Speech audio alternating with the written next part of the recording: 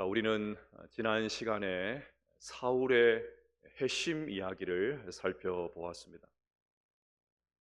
교회를 향한 위협과 살기가 여전히 가득했던 사울은 성도들을 잡아오기 위해서 다메섹 원정까지 감행을 했습니다. 그런데 사울이 다메섹에 거의 도착했을 때에 하늘에서 환한 빛이 그를 둘러 비추더니 이윽고 사울아 사울아 주님의 음성이 들립니다. 하나님께 저주받아 십자가에서 죽은 줄로 알았던 예수님이 살아 계셨던 것입니다. 이 생생한 주님과의 만남을 통해서 사울은 전격적인 회심을 경험을 합니다. 그렇게 복음을 박해하던 자가 복음을 전하는 사명자가 되었습니다. 예수님을 믿는 사람들을 붙잡으려고 했던 사람이 예수님께 붙잡힌 인생이 되었습니다. 교회를 잔멸하려던 사람이 교회를 세우는 사람이 되었습니다. 오늘 본문 20절에 급진적인 회심을 경험한 사울의 모습이 잘 그려져 있습니다. 즉시로 각 회당에서 예수가 하나님의 아들이심을 전파하니. 놀랍지 않습니까? 사울은 예수쟁이들을 색출하기 위해서 다메섹으로 가고 있었습니다. 그런데 이제 사울이 그토록 싫어했던 예수가 하나님의 아들이시다라는 이 말을 자기 입으로 하고 있습니다. 수단과 방법을 가리지 않고 어떻게든 차단하려고 했던 이 복음을 자기 입으로 담대하게 전하고 있습니다. 이것만이 아닙니다.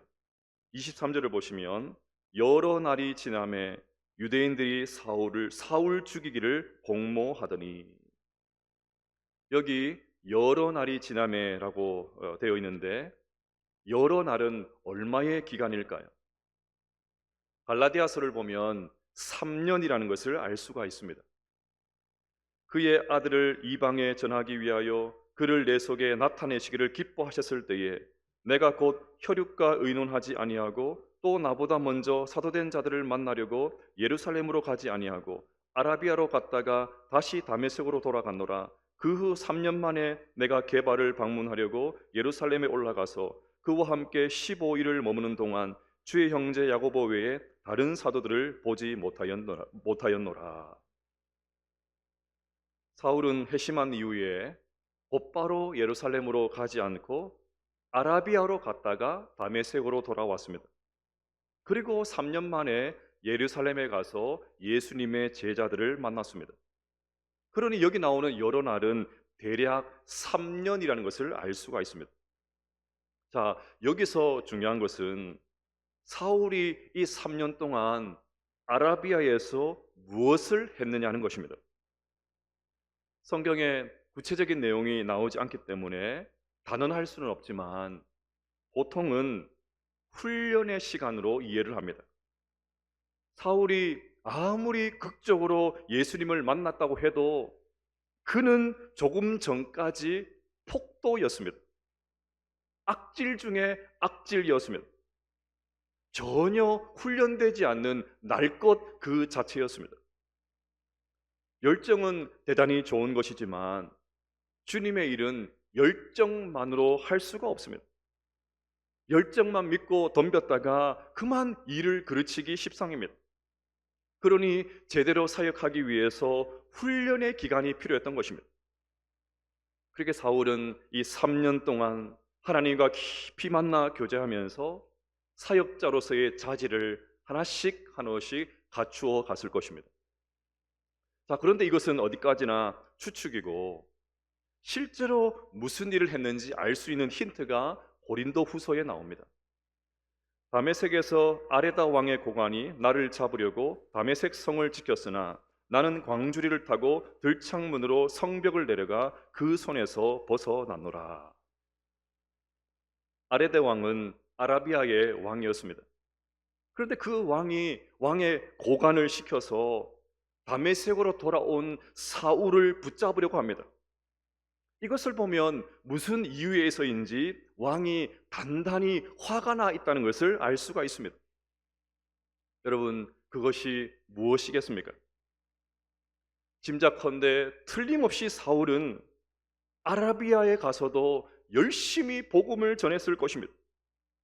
그 일로 아라비아에 사는 유대인들이 격분한 나머지 아라비아가 시끄러워졌겠지요.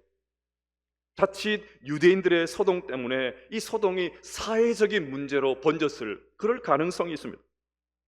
그래서 아라비아 왕이 다메섹으로 가 있는 사울을 체포하려고 했던 것입니다. 이처럼 사울은 예수님의 증인이 되었습니다.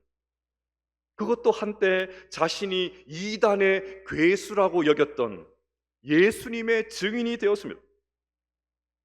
그렇게 채선봉에 서서 교회와 성도들을 힘들게 하고 괴롭혔던 사울이 이제는 복음을 전한다는 이유로 도망자 신세가 되었습니다.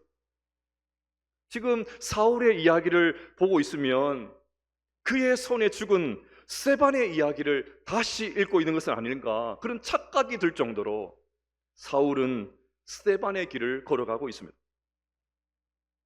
여러분, 이것이 진정한 회심입니다.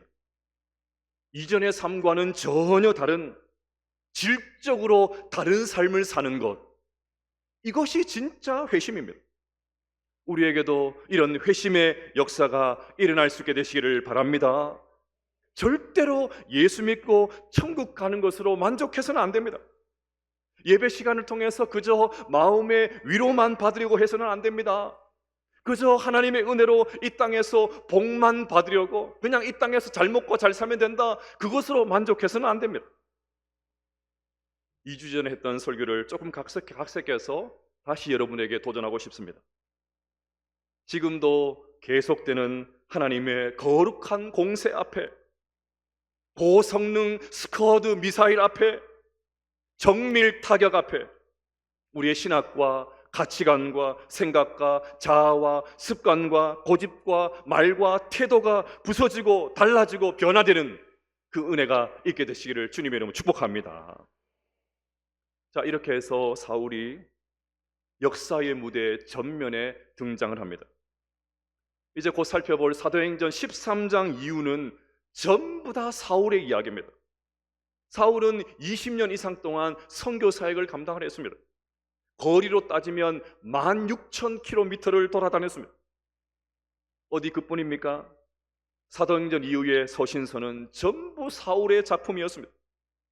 그래서 교회 밖의 일반 역사가들도 사울이 서양 역사를 바꾸었다, 서양 역사를 바꾼 획기적인 사람이 바로 사울이었다, 그렇게 평가를 합니다. 네, 사울은 칭찬받아 마땅합니다. 그의 헌신과 수고와 노력과 땀은 박수를 받아 마땅합니다. 앞으로 계속되는 설교를 통해서 사울의 활약상을 보게 될 것입니다. 자, 그런데 저는 오늘 이 위대한 사도 바울, 이 위대한 사도 바울을 잊게 했던 사람들을 주목하고 싶습니다. 왜냐하면 바울은 그냥 저절로 태어난 것이 아니라 그 뒤에, 사도 바울의 뒤에 수많은 사람들의 헌신이 있었기 때문입니다. 첫 번째 사람은 아나니아입니다. 여러분 9절을 보십시오. 다메섹에서 주님을 만난 사울은 3일 동안 보지도 못하고 먹지도 마시지도 못하고 있었습니다. 이때 주님은 아나니아에게 식음을 전폐하고 있는 사울에게 가보라고 하십니다. 하지만 아나니아는 사울이라는 이름을 듣자 주저합니다. 아니, 주저하는 정도가 아니라 주님의 말씀에 이 일을 제기합니다. 13절과 14절을 보시면 아나니아가 대답하되 주여, 이 사람에 대하여 내가 여러 사람에게 듣사온즉 그가 예루살렘에서 주의 성도에게 적지 않은 해를 끼쳤다 하더니 여기서도 주의 이름을 부르는 모든 사람을 결박할 권한을 대제사장들에게서 받았나이다 하거늘. 아나니아가 길게 말하고 있지만 간단하게 말하면 못 갑니다, 그 말이지 않습니까? 너무 당연한 반응이지요. 이미 극악무도한 사울에 대한 소문을 다 들었습니다. 사울이 다메섹에 온 이유도 분명하게 알고 있습니다. 그러니 그 무시무시한 자객에게 제 발로 걸어가는 사람이 어디 있습니까? 제 발로 호랑이 굴에 들어가는 사람이 어디 있습니까? 아무리 주님의 명령이라 해도 선뜻 발이 떨어지지 않는 것이 너무나도 당연합니다. 그런데도 주님은 또다시 가라고 하시면서 아나니아를 재촉하십니다.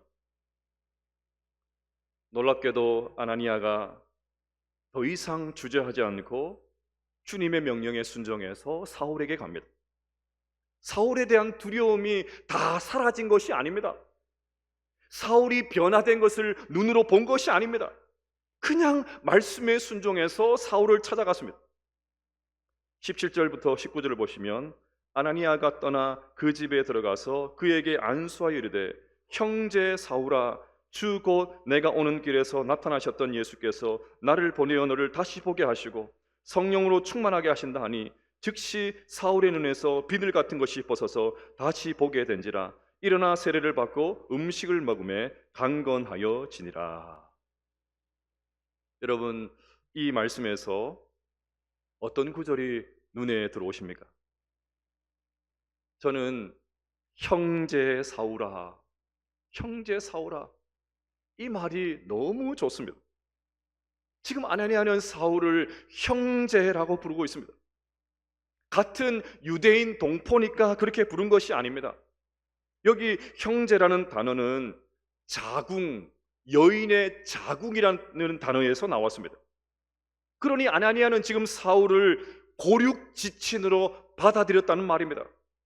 사울을 더 이상 폭도가 아닌, 교회를 잔멸하고 했던 악질이 아닌 그리스도라는 생명의 자궁에서 새롭게 태어난 하나님의 사람으로 받아들였다는 말입니다. 그렇게 사울을 형제로 대한 아나니아로 인해서 마침내 사울의 눈에서 비늘 같은 것이 떨어져 나갔습니다. 그릇된 열정의 비늘, 편견과 경쟁심의 그늘, 자기의라는 이 비늘이 다 떨어져 나가자 그는 새롭게 세상을 보게 되었습니다. 영혼의 어두운 밤이 다 지나고 나자 하나님의 은총으로 가득한 세상을 감격적인 눈으로 바라보게 된 것입니다. 여러분, 아나니아는 교회사에서 그렇게 유명한 사람이 아닙니다. 한 번의 설교로 3,000명, 5,000명 회개시킨 베드로나 사마리아에서 복음을 전했던 빌립의 명성에 비할 바가 아닙니다. 하지만 그의 아름다운 헌신을 통해서, 그의 영광스러운 헌신을 통해서 사울이 어두운 밤을 나오게 되었습니다. 그리고 마침내 사울은 열방에 그 빛을 전하는 위대한 사도가 될 수 있었습니다. 여러분, 어디 사울만 그렇게 했습니까? 지난 우리의 삶을 돌아보면 우리에게도 수많은 아나니아들이 있었습니다. 전혀 예기치 못한 순간에 손을 잡아주었던 사람들이 있었습니다. 너무 외로워서 눈물 짓고 있을 때 그냥 손을 잡아주었던 성도들이 있었습니다. 모든 사람들이 등을 돌리는 그 순간에 끝까지 우리 곁을 지켜주었던 그런 사람들이 있었습니다. 그들이 있었기 때문에 우리가 다시 일어설 수 있었던 것 아니겠습니까? 그렇다면 이제 우리가 누군가에게 아나니아가 되어주면 얼마나 좋을까요? 사울을 형제로 받아들인 아나니아처럼 우리가 누군가에게 아나니아로가 되어서 살 수 있다면 얼마나 좋겠습니까? 우리 교회가 사람들을 수용하고 깊이 품어주는 그런 공동체가 될 수만 있다면 앞으로의 70년은 하나님 앞에 더 영광스럽게 쓰임받는 교회가 될 줄로 믿습니다. 두 번째는 다메섹의 성도들입니다. 오늘 본문 19절 하반절에 이렇게 되어 있습니다. 사울이 다메섹에 있는 제자들과 함께 며칠 있을새. 저는 이 구절이 조금 어색해 보입니다. 보십시오. 세례를 받고 음식을 먹고 강건해진 사울이 곧바로 20절 곽해당에서 복음을 전했다. 이렇게 연결되는 것이 훨씬 자연스럽지 않습니까? 글이라는 것은 자고로 매끄러워야 됩니다. 군더더기가 없어야 됩니다. 저도 부족하지만 설교문을 작성할 때 막 매끄럽게 되려고, 좀 군더더기가 없이 논리적으로 매끄럽게 되려고 애를 씁니다. 그러니 사울이 다메섹에 있는 제자들과 함께 며칠 있었다, 이 표현은 생략하고 곧바로 20절로 넘어가도 될 것 같아요. 하지만 성경은 이 부분을 분명하게 기록을 해놓았습니다. 하나님께서 허투루 그렇게 했을 리가 없습니다. 그러면 사울이 복음을 전하기 전에 이름도 모를 그 무명의 성도들과 며칠 동안 함께 있었다는 이 사실이 뭔가 우리에게 주는 메시지가 있기 때문입니다. 여러분, 아나니아가 사울의 회심을 의심했던 것처럼, 그래서 주님의 명령을 들었지만 사울에게 가는 것을 주저했던 것처럼, 다메섹 성도들도 사울을 받아들이기가 쉽지 않았을 것입니다. 아니, 쉽지 않은 정도가 아니라 어떻게 사울을 용서할 수 있습니까? 따지고 보면 그들이 고향을 떠나서 이 다메섹까지 도망친 이유도 결국 사울 때문이지 않습니까? 그런 사울과 한 공간에서 함께 시간을 보낼 수 있습니까? 꼴도 보기 싫지 않을까요? 우리의 본성이 그것을 용납하지 않습니다. 우리와 기분 좋은 사람들도 며칠 함께 있어도 이제 좀 집에 가시지, 그런 마음이 들잖아요. 손주들이 와도 뒷꼭지가 더 좋다 그러잖아요. 손주들 얼굴 보면 너무 반갑다, 뒤로 가면 더 반갑다 그러잖아요. 그런데 이 다메섹 성도들이 사울과 같은 공간에 들어가서 며칠 동안 함께 있겠다, 우리 본성이 이것을 받아주지 않습니다. 얼마나 힘든 일인지 몰라요. 그런데 다메섹 성도들이 그 어려운 일을 멋지게 해냅니다. 왜 할 말이 없었겠습니까? 왜 사울의 잘못을 들추고 싶지 않았겠습니까? 그래도 그 성도들이 덥석 사울을 안아줍니다. 그러니 사울이 위대한 사역을 감당할 수 있었던 이면에는 다메섹 성도들의 도움과 지지가 있었다는 것을 잊어버리면 안 됩니다. 다메섹 성도들이 지난날 교회와 성도들에게 저질렀던 사울의 과오를 계속해서 문제 삼았다면 지금 우리가 알고 있는 사울은 아마 없었을 것입니다. 사울의 회심을 믿어주지 않고 계속 딴지를 걸고 발목을 잡았다면, 교회 공동체의 사랑을 받지 않았다면 복음을 향한 이 사울의 열정은 없었을 것입니다. 이렇게 사울이 다메섹의 성도들, 교회의 성도들의 사랑을 받았기 때문에 지금의 사울이 있을 수 있었습니다. 그러니 사울이 종횡무진하면서 온 열방을 향해서 복음을 전했다, 그것도 대단히 막 이렇게 감격스러운 그런 일이지만, 저는 개인적으로 제자들과 함께 며칠 더 있었다, 이 구절이 훨씬 더 뭉클합니다. 자, 여기서 한 걸음 더 들어가면 좋겠습니다. 다메섹의 성도들이 사울과 함께 있으면서 무엇을 했을까요? 뭘 하면서 시간을 보냈겠습니까? 여기에서 한번 상상력을 한번 발휘해 보십시다. 사울이 주님을 만나기는 했지만 아직 그는 예수님이 누구신지를 정확하게 알지를 못합니다. 그런데도 즉시로 복음을 전한 것을 보면 다메섹의 성도들이 사울에게 복음의 핵심 내용을 가르쳐 주었을 가능성이 매우 높습니다. 예수님께서 이 땅에 어떻게 오셨는지, 어떻게 사셨는지, 무엇을 행하셨는지, 언제 어디서 무슨 말씀을 하셨는지, 그것이 무엇을 의미하는지 빠짐없이 가르쳐 주었을 것입니다. 그러니 그 가르침을 받은 사울의 마음이 뜨거워지지 않았겠습니까? 보십시오. 주님을 만나는 초자연적인 주님을 만나는 그런 경험도 했지요. 거기에 복음에 대한 내용을 다 이해했지요. 이 두 가지가 합쳐지니까 사울이 견딜 수가 없었던 거예요. 그래서 다메섹 성도들과 헤어진 다음에 즉시로 복음을 전하는 그런 사도가 될 수 있었던 것입니다. 그러니 사울의 인생에서 다메섹 성도들이 얼마나 고마운 존재이겠습니까? 우리는 그저 눈에 드러나는 사울을 주목할지 몰라도 하나님은 그렇지 않습니다. 비록 그들의 이름이 성경에 나오지 않아도 전혀 문제가 되지 않습니다. 왜냐하면 하나님께서 그들의 이름을 정확하게 기억하고 계실 것이기 때문입니다. 오히려 천국에서는 사울보다 이 사울을 환대하고 복음의 내용을 가르쳐 줬던 이름도 모를 다메섹 성도들이 훨씬 더 큰 상을 받았을지도 모르겠습니다. 여러분, 어쩌면 우리는 온 땅을 돌아다니면서 복음을 전하는 이런 사도 바울은 될 수 없을지도 모르겠습니다. 하지만 덥석 사울을 안아주었던 다메섹 성도는 우리도 얼마든지 될 수가 있습니다.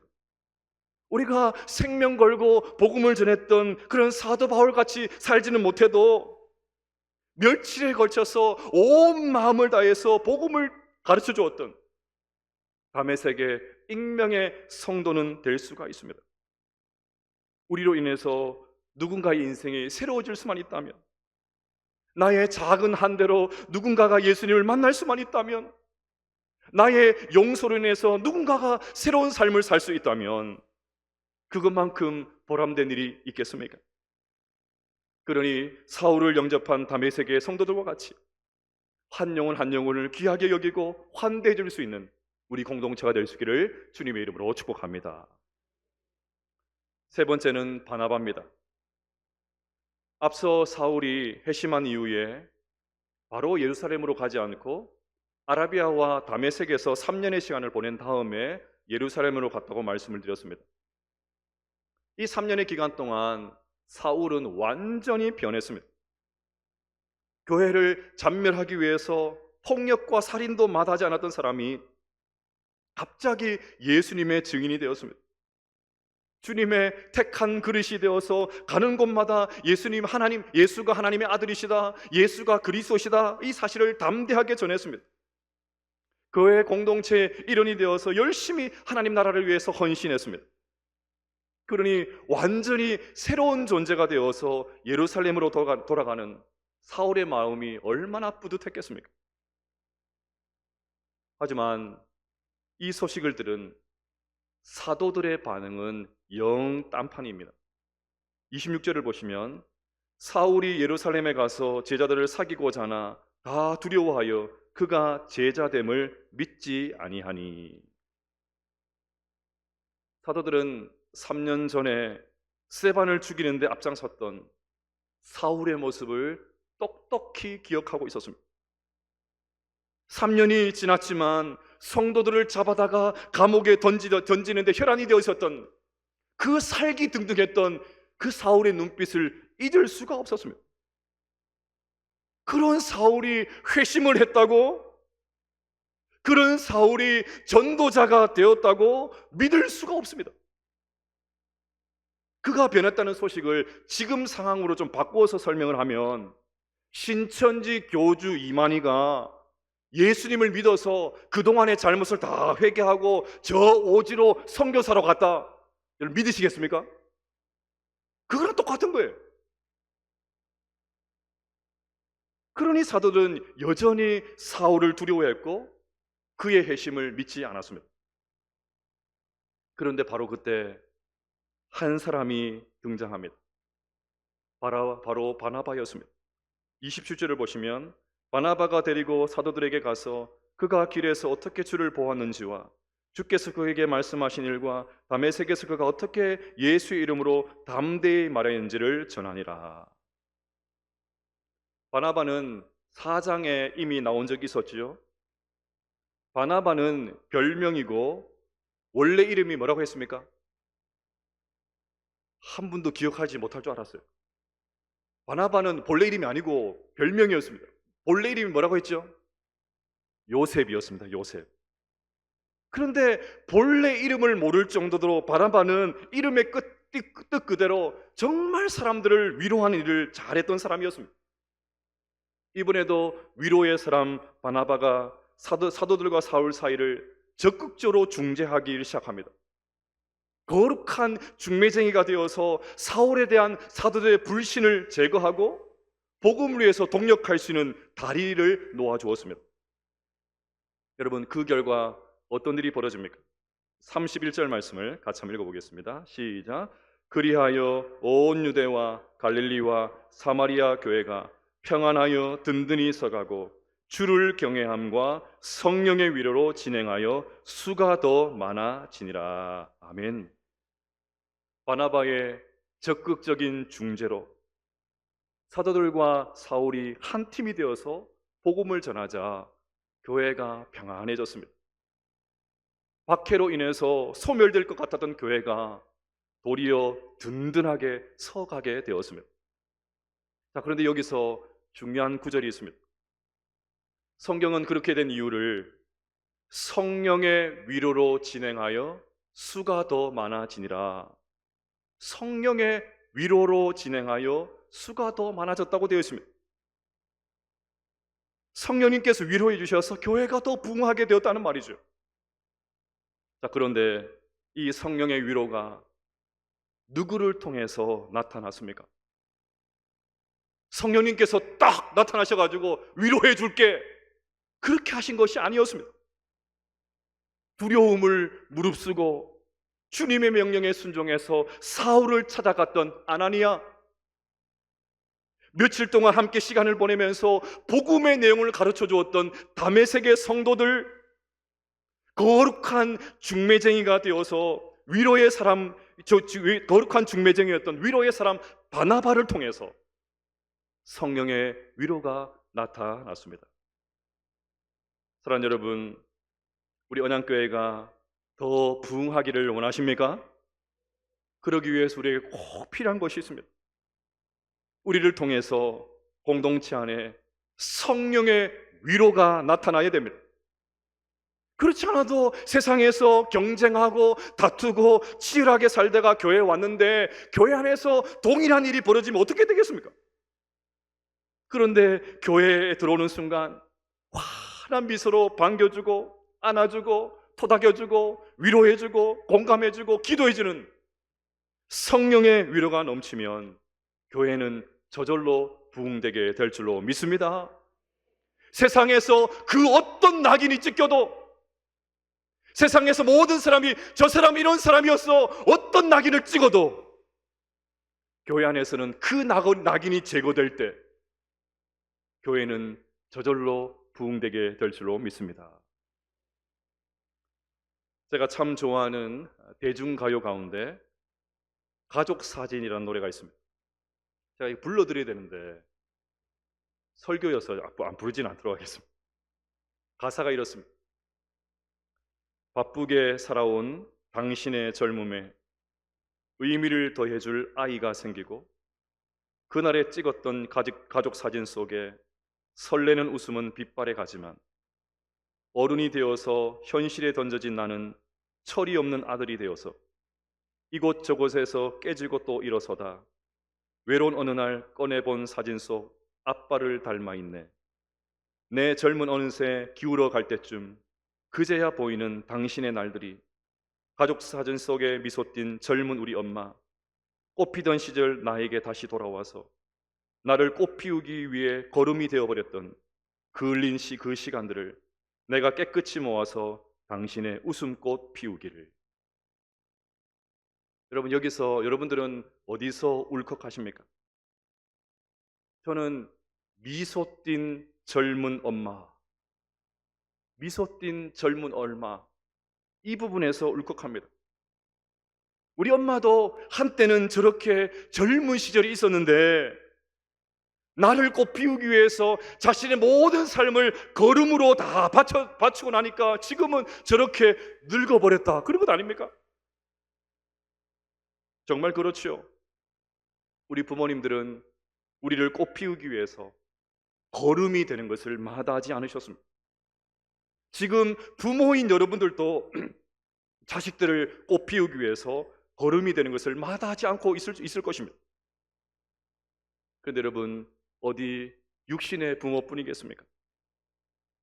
교회 공동체에서 만났던 수많은 분들이 나의 걸음이 되어 주었기 때문에, 나를 꽃 피우기 위해서 걸음이 되는 수고를 마다하지 않으셨기 때문에 지금 우리는 이 자리에 서 있는 줄로 믿습니다. 그러니 우리가 누군가에게 걸음이 되어줄 수 있다면 얼마나 좋을까요? 사울이라는 꽃을 피우기 위해서 아나니아와 다메섹의 성도들과 바나바가 걸음이 되어 주었듯이 우리의 모습을 통해서 성령의 위로가 나타날 수 있다면 얼마나 좋겠습니까? 그런 복된 성도가 될 수 있기를 주님의 이름으로 축복합니다. 그래야 세상에서 찢기고 상한 영혼들이 우리 공동체를 통해서 회복을 경험한 다음에 더 나아가서 더 귀한 믿음의 사람으로 세워지는 그 은혜가 있게 되시기를 주님의 이름으로 축복합니다.